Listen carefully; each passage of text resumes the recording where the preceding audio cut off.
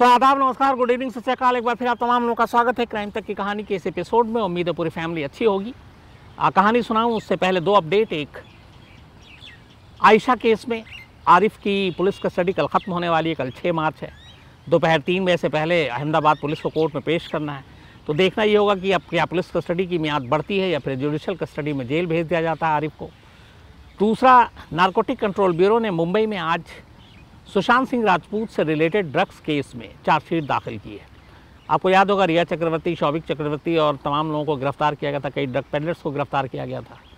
तो इस चार्जशीट में कुल 36 लोगों को एक्यूज़ आरोपी बनाया गया है, जिसमें से 6 अभी भी जेल में हैं। हालांकि रिया चक्रवर्ती बेल पे बाहर है और 30 लोग जो हैं वो बेल पर हैं। तो अब इस चार्जशीट के बाद अदालत में मुकदमे की कार्रवाई शुरू होगी। धीरे धीरे नतीजे सामने आएंगे। अपडेट आपको देता रहूँगा, बट मुझे लगता है अभी उसमें काफ़ी वक्त लगेगा। तो ये दो अपडेट। अब सीधे मुद्दे पर, आज की कहानी पर।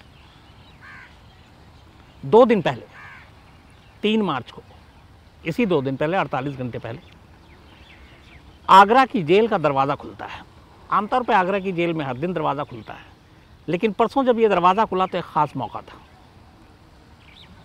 एक शख्स जिसकी उम्र करीब 43 साल, दरवाज़ा खुलते ही धीमे धीमे वो बाहर आता है और बहुत ही धीमी चाल से चलता हुआ जेल के अहाते से बाहर आने की कोशिश करता है। बाहर मीडिया के कुछ कैमरे खड़े थे, क्योंकि उसकी रिहाई के बारे में खबर मिल गई थी। मीडिया के उन अनजान चेहरों के अलावा उसका कोई अपना परिचित चेहरा उस जेल के बाहर नहीं था। उसके हाथ में 2 बैग थे जिसमें उसका सामान था। जेब में 600 रुपये थे जो उसने वहाँ कमाए थे, और एक उसकी रिहाई का फरमान था उस जेब में, जिसकी वजह से उस जेल के दरवाजे से वो बाहर आया था। बाहर आने के बाद मीडिया के कैमरे उसकी तस्वीरें उतारते हैं, कुछ बातचीत करते हैं, वो अपनी कहानी बताता है।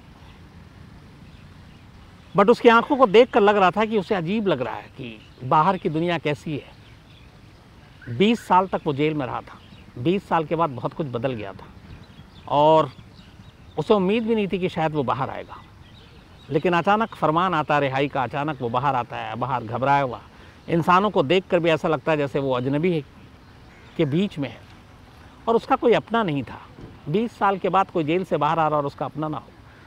तो किसी रिपोर्टर ने पूछ लिया कि आपको कोई लेने नहीं आया? उसने बड़ी मासूमियत से जवाब दिया कि मेरी फ़ोन पे बात हुई थी जब रिहाई का आदेश मुझे मिला, और किसी साहब ने फ़ोन पे बात करा दी। लेकिन जो उसका भाई था, उसकी अपनी मजबूरी थी, माली हालत खस्ता थी, तो वो ट्रेन या बस पकड़कर वहाँ जेल तक उसे लेने नहीं आ सकता था। तो भाई ने अपनी मजबूरी जताई और कहा कि तुम वहाँ से किसी तरह आ जाओ घर पे, हम यही इंतज़ार कर रहे हैं। बातचीत हुई उससे, तस्वीरें उतारी गई, बात कायदे से काम ख़त्म हो जाना चाहिए।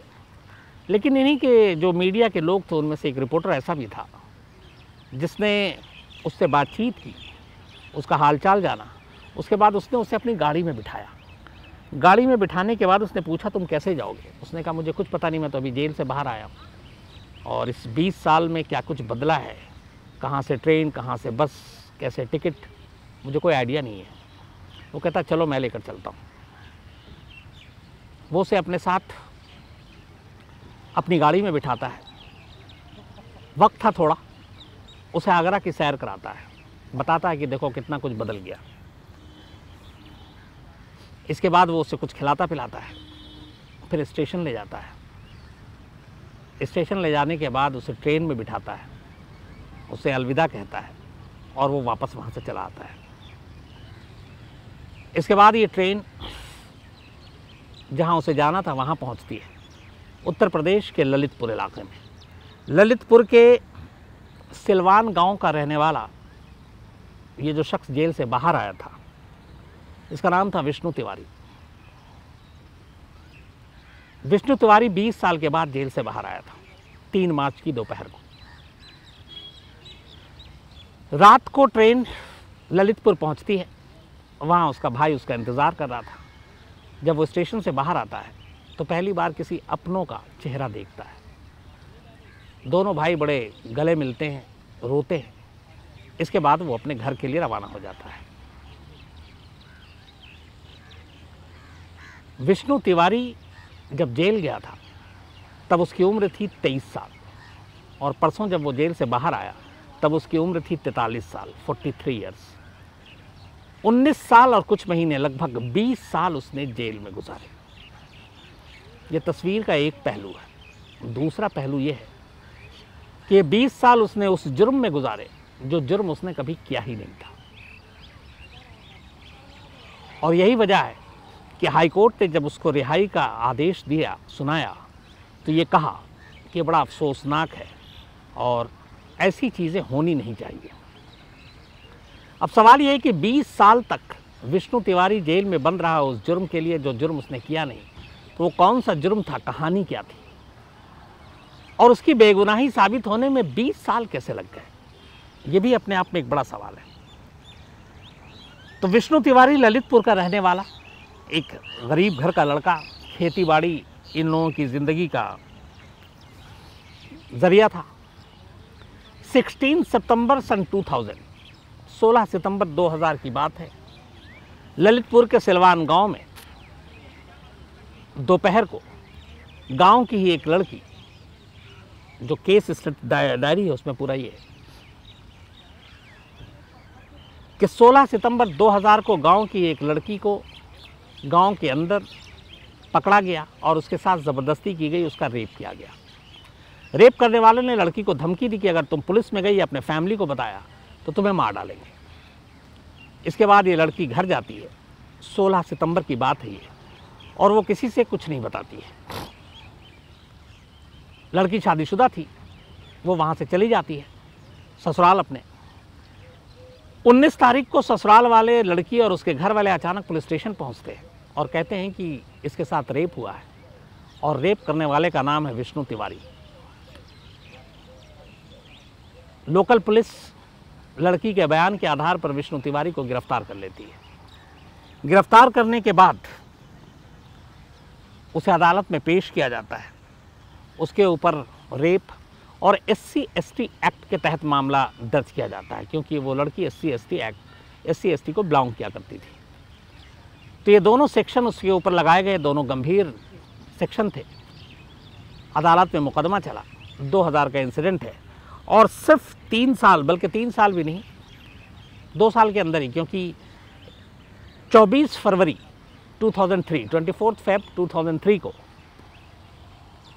ललितपुर की जिला अदालत फैसला सुनाती है। फैसला ये कि विष्णु तिवारी इस बलात्कार का दोषी है और इस दोष के लिए उसे उम्र कैद की सज़ा दी जाती है। अदालत का ये फैसला आया और उसके बाद विष्णु को ललितपुर से निकालकर आगरा जेल में भेज दिया गया। 2002 में ही वो आगरा सेंट्रल जेल आ गया, और तब से बस वही उसका पता था। इसके बाद गरीब तो था ही वो, केस लड़ने के लिए भी पैसे नहीं थे, लेकिन घर वालों ने फिर भी कोशिश की। टोटल 8 एकड़ ज़मीन थी विष्णु के घर वालों के पास। परिवार में उसके माँ बाप थे और 4 भाई। लेकिन उसके केस को लड़ने के लिए घर वालों ने इस 8 में से करीब 7 एकड़ ज़मीन बेच डाले, वकीलों के फीस के लिए, अदालत और जेल के चक्कर काटने के लिए। सब कुछ बिक गया। बात इतनी ही नहीं रही, इस दौरान में सदमे में 2013 में फादर की मौत हो गई। फादर की मौत के अगले ही साल उसकी मदर की भी मौत हो गई। इन दोनों की मौत के बाद विष्णु के बड़े भाई को दिल का दौरा पड़ा, उनकी मौत हो गई। बड़े भाई की मौत के कुछ वक्त के बाद एक और छोटे भाई को भी दौरा पड़ा और उसकी भी मौत हो गई। तो विष्णु के परिवार में 5 लोग, 4 भाई, माँ बाप, 6 टोटल थे विष्णु को मिलाकर। माँ बाप की मौत हो गई, 2 भाइयों की मौत हो गई, लेकिन विष्णु का किस्मत में रिहाई नहीं आई। 2002 के बाद 10 साल तक वो जेल में रहा। इस दौरान में मामला हाईकोर्ट में भी गया, पैसे थे नहीं, वकील भी अपने हिसाब से लड़ रहे थे। 2012 में उस मामले को हाईकोर्ट में कहा गया कि चूँकि 10 साल हो गए और इसकी गुनहगारी के कोई इतने पुख्ता सबूत नहीं है, इसलिए इसको छोड़ दिया जाए या इसकी सुनवाई जल्दी की जाए। ये 2012 की बात बता रहा हूँ आपको। 2012 में हाईकोर्ट, इलाहाबाद हाईकोर्ट में ये मामला आया कि इस केस का निपटारा जल्द हो, लेकिन जल्दी क्या हो, 2012 से 2021 में हम आ गए, मतलब लगभग 9 साल और बीत गए। 2021 आ गया। इन 20 सालों में विष्णु तिवारी आगरा जेल में बंद रहा। अब तो कभी कभी उसके मुकदमे की कोई जो उसमें प्रोग्रेस होता था उसकी भी खबर कभी कभी आती थी। वकील मिल गया, सरकारी वकील ने कर दिया तो ठीक है, वरना उसका भी कोई आसरा नहीं, क्योंकि घर भी बिखर गया, माँ बाप मर गए, 2 भाई मर गए, ज़मीन बिक गई, कोई साधन नहीं, कोई पैसा नहीं, कोई ज़रिया नहीं। तो विष्णु तिवारी ने अपने आप को अपनी किस्मत के हवाले कर दिया और उसे लगा कि अब यही जेल उसकी ज़िंदगी है और ये उम्र इसी जेल में कटेगी, और यही सोचकर वो जेल में ही रहता। जेल में उसको रसोई का काम दिया गया। हर कैदी को, सजा याफ्ता कैदी को काम दिया जाता है, उसको रसोइये का काम दिया गया। वो लगभग 18 साल 19 साल तक वहाँ खाना बनाता रहा। शुरू में लिफाफे बनाता था और इसके बदले में उसे कुछ पैसे मिलते थे, कुछ टोकन मिलता था, कुछ जेल में खर्च करता था, कुछ बचाता था। वक्त बीतता गया। आखिरकार अदालत को याद आया विष्णु तिवारी और उसका केस। इसी मार्च के महीने में इलाहाबाद हाई कोर्ट में सुनवाई हुई।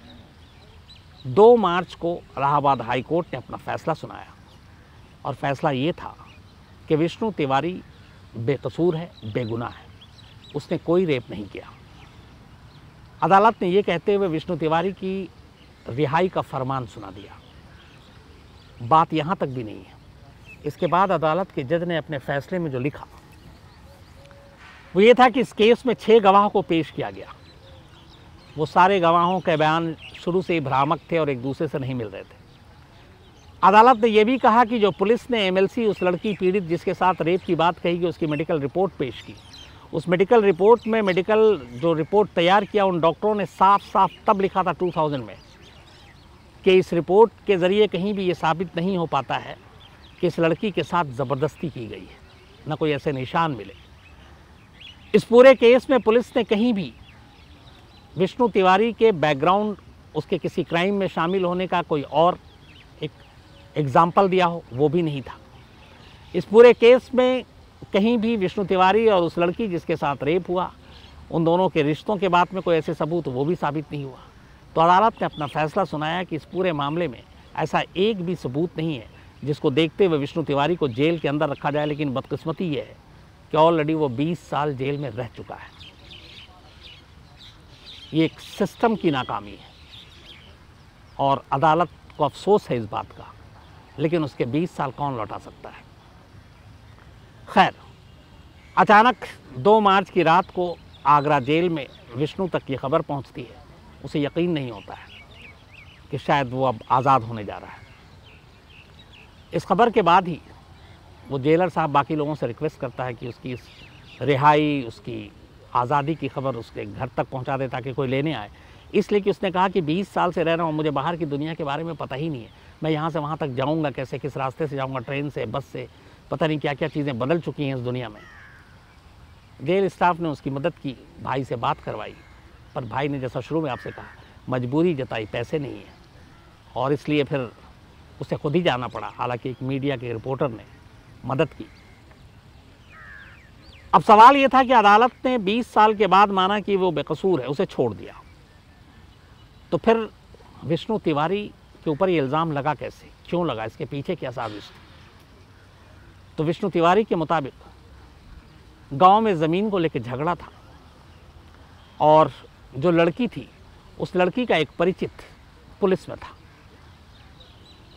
कुछ ज़मीन वो लोग ख़रीदना चाहते थे, कुछ अपने नाम कराना चाहते थे। विष्णु के घर वाले तैयार नहीं थे और इसीलिए उस पुलिस वाले को साथ लेकर उन्होंने एक साजिश रची और विष्णु को, जो सबसे ज़्यादा मुखर था इस ज़मीन के बेचने और या देने के ख़िलाफ़ था, एक उस गांव की ही अपने उस पुलिस वाले ने उस लड़की को तैयार किया जिस लड़की के परिवार के साथ विष्णु के परिवार का झगड़ा था। और फिर उन्होंने एक झूठे रेप की कहानी बनाई और रेप का मामला दर्ज कराया। और लोकल पुलिस ने इस मामले में कोई ईमानदारी नहीं बरती, न ढंग से जांच की। बहुत मुमकिन है लोकल पुलिस में भी कुछ लोग शामिल हों और एक बेकसूर को बलात्कार के इल्ज़ाम में और SC/ST एक्ट जैसे संगीन धारा में जेल भेज दिया। और लोअर कोर्ट ने भी आनन फानन में 2 सवा 2 साल में अपना फैसला सुना दिया और विष्णु को उम्र कैद की सज़ा दे दी, बिना उन सबूतों को देखे जिसमें बाकायदा मेडिकल रिपोर्ट, गवाह, सारी चीज़ें मौजूद थी, जिसके ऊपर हाई कोर्ट की नज़र पड़ी। लेकिन हाई कोर्ट की भी नज़र 20 साल बाद पड़ी। यहाँ पे सवाल कई सारे हैं। एक, 2002 में लोअर कोर्ट ने विष्णु तिवारी को 2003 में बल्कि रेप का दोषी पाते हुए उम्र कैद की सज़ा सुनाई 3 में। अगले 18 साल तक, ये 2021 है, लोअर कोर्ट के इस फैसले का फैसला ना हाई कोर्ट में हुआ, ना हाई कोर्ट के बाद नौबत आई कि ये सुप्रीम कोर्ट तक जाए। अब आप अंदाज़ा लगाइए कि एक मुकदमा जिसका फैसला एक निचली अदालत ने सुनाया हो, उस फैसले पर दोबारा गौर करने या उस फैसले के ख़िलाफ़ या सपोर्ट में दूसरा फैसला देने के लिए एक दूसरी अदालत को 18 साल का लंबा वक्त लगता है। यह हमारी जुडिशल सिस्टम की सबसे बड़ी कमज़ोरी है। अगर यही फैसला इलाहाबाद हाई कोर्ट में अगले 2, 4, 5 साल में आ जाता, 10 साल में आ जाता, तो भी 10 साल तो ज़िंदगी के बच जाते कैद के। लेकिन 2002 में क्राइम हुआ, 2003 में लोअर कोर्ट ने फैसला सुनाया और हाई कोर्ट का फैसला 2021 में आता है, मतलब लोअर कोर्ट के फैसले के 18 साल बाद। 20 साल की कैद के बाद विष्णु तिवारी को बेशक अदालत के फैसले ने रिहा कर दिया, बट सवाल ये है कि इस 20 साल कैद में जो रखा गया उसका जिम्मेदार, उसका गुनहगार कौन है? क्या ये सिस्टम सिर्फ रिहाई कर उसको इतना ही देगा, या फिर कोई ऐसी चीज़ होनी चाहिए कि ऐसे लोगों को जो बेकसूर हैं, बेगुनाह हैं, जिनकी आपने पूरी जवानी को कैद कर लिया एक तरह से और सिर्फ एक रिहाई का फरमान थमा दिया। अब उसके सामने उसने सवाल उठाए विष्णु तिवारी ने कि अब मैं जाऊंगा, उससे पूछा रिपोर्टर ने आप क्या करेंगे? उसने कहा मुझे भी नहीं मालूम, मैं शायद, किसी ने कहा कि आप यहाँ रसोइया थे तो आप ढाबा खोल लीजिए। उसने कहा ढाबा खोलने के लिए ज़मीन चाहिए, सड़क किनारे ही ढाबा खोल सकते हैं और सड़क किनारे की ज़मीन बहुत महंगी है, मेरे पास पैसे नहीं है, जो ज़मीन थी वो सारे मुकदमे कानूनी पचड़ों में बिक गए, अब मुझे नहीं मालूम मैं क्या कर पाऊँगा। ये उसकी अपनी दुख भरी कहानी थी। दूसरा ये भी है कि एक शख्स जब जेल से लौट कर आता है और वो भी इतने लंबे वक्त तक, 20 साल, चाहे वो बेकसूर हो, हमारा समाज उसे उसी नज़रों से देखता, अपनाने में बड़ी तकलीफ़ होती है। तो क्या कोई शख्स विष्णु तिवारी को नौकरी देगा, कोई इसके लिए ढाबा खोलेगा, कोई इसको ढाबे के लिए ज़मीन देगा, या कोई उसे अपने ढाबा में नौकरी देगा? ये एक कैद से उसे बेशक रिहाई मिली है, लेकिन अभी ज़िंदगी की कई ऐसी छोटी छोटी चीज़ें और उलझनें और परेशानियाँ उसके सामने आएंगी। और ये सब क्यों आएंगी? क्योंकि एक झूठे मुकदमे में 20 साल तक वो जेल में रहा। 23 साल का लड़का 43 साल की उम्र में बाहर आया, ना उसकी शादी हुई, ना उसके सपने पूरे हुए। अब 43 साल के बाद उसे एक तरह से नई सिरे से अपनी ज़िंदगी को शुरू करनी है। चुनौतियाँ बेशक बहुत सारी होंगी और देखना यह है कि समाज उसे किस तरीके से अपनाता है, गले लगाता है, या फिर वो बाहर आने के बाद, चूँकि अब उसके पास ज़िंदगी जीने के लिए और कोई ज़रिया नहीं है, तो नौकरी मिलती है, ढाबा खुलता है, क्या होता है। लेकिन विष्णु तिवारी जैसे कई लोग हैं, इसी एपिसोड में आपको पहले मैंने एक आमिर की कहानी सुनाई थी जो 14 साल जेल में रहा आतंकवादी होने के इल्ज़ाम में, अब वो बाहर है। ये विष्णु है जो 20 साल, अब यहाँ पे ये भी देखिए कि 2000 में ये मामला हुआ, तब उम्र कैद को लेके उस वक्त तक तो बहुत सारी चीज़ें थी कि 14 साल भी थी। यहाँ तो उसने उम्र कैद से भी लगभग, आप ये समझिए कि 1.5 उम्र कैद काट ली उसने, और वो भी उस जुर्म के लिए जो जुर्म उसने किया नहीं। तो ये सवाल सिस्टम पे उठता है और बार बार मैं यही कहता हूँ कि अगर इंसाफ इतनी देरी से होगा तो फिर ऐसे इंसाफ का कोई मतलब नहीं है, कोई फ़ायदा नहीं है। और ख़ास तौर पर विष्णु तिवारी जैसे लोगों को दर्द को अगर समझने की ज़रूरत है तो उस दर्द को सिर्फ सुन के नहीं समझा जा सकता है। उससे जब आप मिले और उसकी बातें सुनेंगे तो फिर आपको लगेगा कि हाँ, ये क्या होता है। कोशिश होगी इस कहानी के बाद विष्णु की पूरी बातचीत आपको सुनाऊं इसी क्राइम तक पर, तो आप उसको सुनिएगा, उसकी कहानी को समझिएगा, क्योंकि उसके ज़रिए जब वो अपनी बात बताएगा तो मुझे लगता है ज़्यादा दिल पे उतरेगी। तो विष्णु की कहानी इसी कहानी के बाद आप देखिएगा, सुनिएगा। तो आज इतना ही, कल आपसे फिर मुलाकात होगी किसी नई कहानी के साथ। तब तक अपना ख्याल रखिएगा। Thank you very much.